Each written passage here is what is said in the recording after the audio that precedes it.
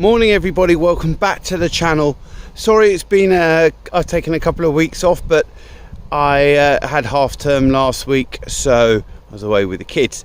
So I just thought we would have a quick catch up about the tail end of planting, how it went down before the serious rain occurred, and then we'll have a quick review of cover crops.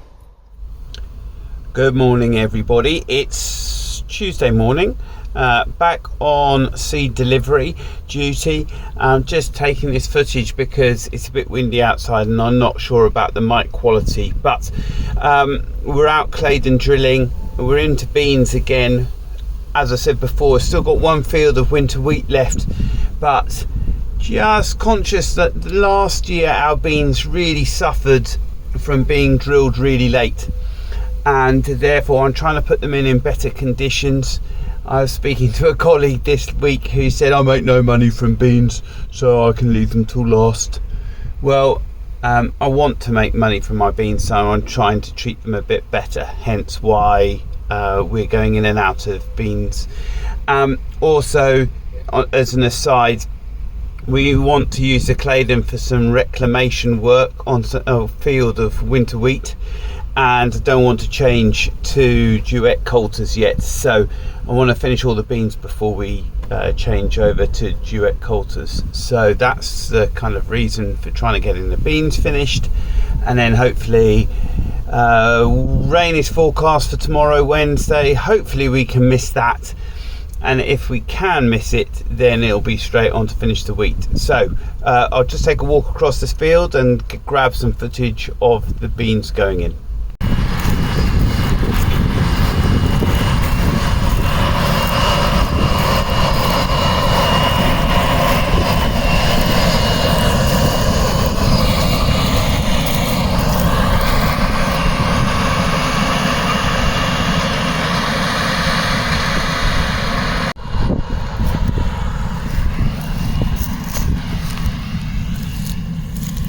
It's a bit, possibly a little bit shallow.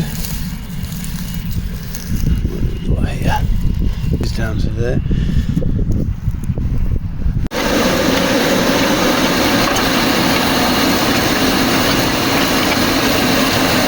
So it's worth saying we were quite concerned about trash. Lots of this grew quite a heavy straw crop, but as you can see, it's passing through the drill quite nicely. And the other point is we've really taken the batter boards up and put a lot of pressure on the spring tines to try and get it to cover the seed. So returning to cover crops, here's a field of mustard. It's in a conventional system.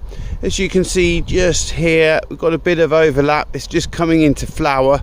Otherwise it's stayed green this year, and I think that's a fair reflection that the cover crop growing season hasn't been great, whether it's the rain, temperature or cloudiness, I don't know, but it just seems to be that we're missing out on a little bit of growth.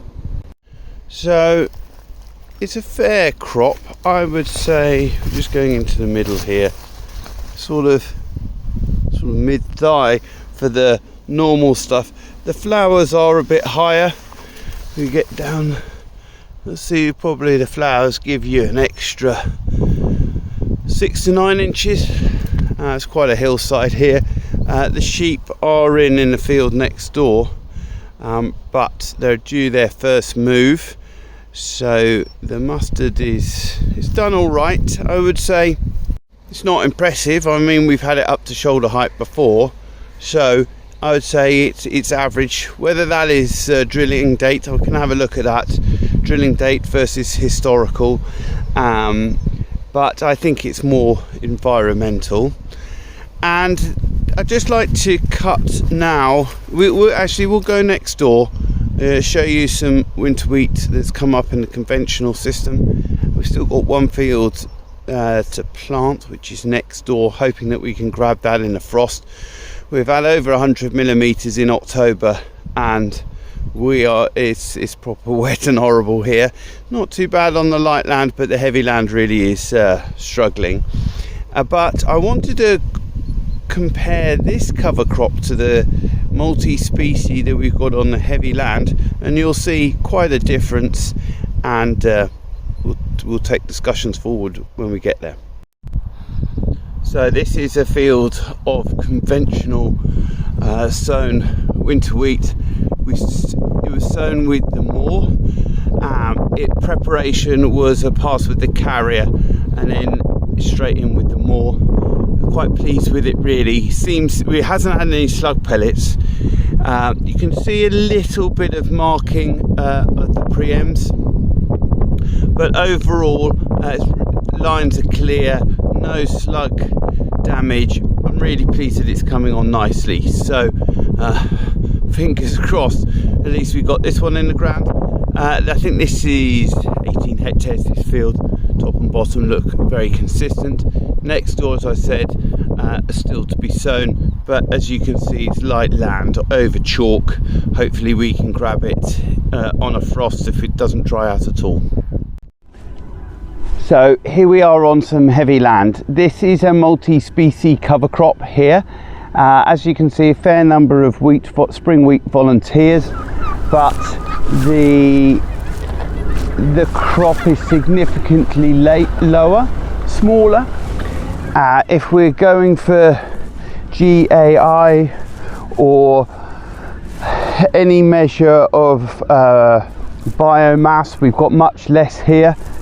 It's interestingly really variable.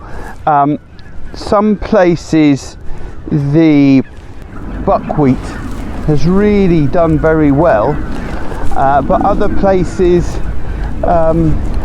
really doesn't show. Quite disappointed with the amount of biomass here, probably as a direct result of how late we got to establish it, but that's just the reality of it following spring wheat. So this is the multi-species crop. Has got I think it's vetch, phacelia, oil radish, linseed. The linseed's done quite well. There's quite a lot of linseed out here. The buckwheat, a bit of crimson clover. Can't see much of that around, but interesting that definitely you can see conditions have suited a different plant in different places in the field, and you're getting more of that plant where the conditions suit it. Now what I'd like to do is, this field is quite long and thin, as you can see, more than a kilometre one end to the other. What I like to show, this is relatively high health, the soil here has a history of grass. I'd like to go to the other end of the field right back there, and that is some poor health soil. It's been much inarable for much longer, and I want to just go through a little explanation of some observations I've made and see what you think. Right, as you can see, that's the old hedge line. So high health this side, low health this side. Now straight away you can see a lot more buckwheat growing here. There's little flowers on it. Now historically, for the last few years, and actually as you look down across the field, you can really pick up quite a lot more buckwheat in here.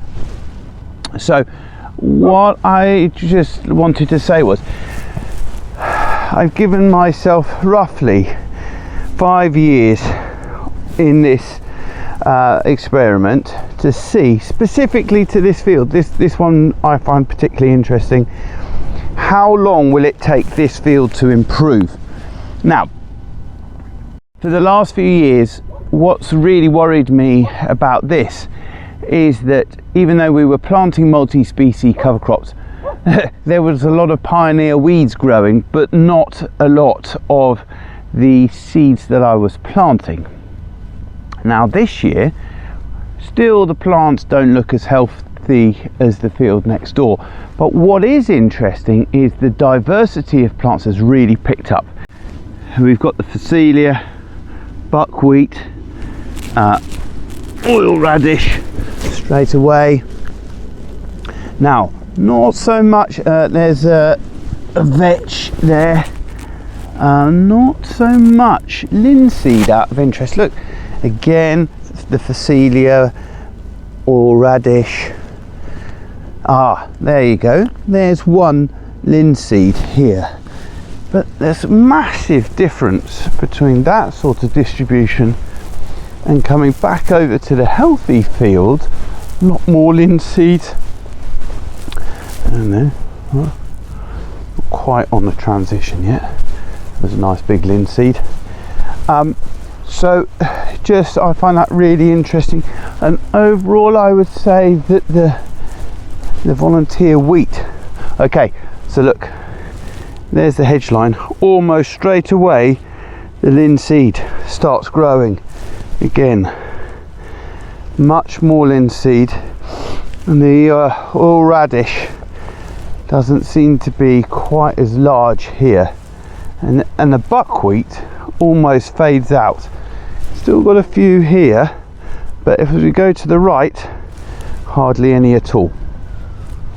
So really all I just wanted to show you that to give you an impression of this transition period and what differences I'm noticing, and my concerns about biomass. Still a bit of a worry, that is. So thank you very much for watching. Sorry that I didn't manage to get some videos out like last couple of weeks.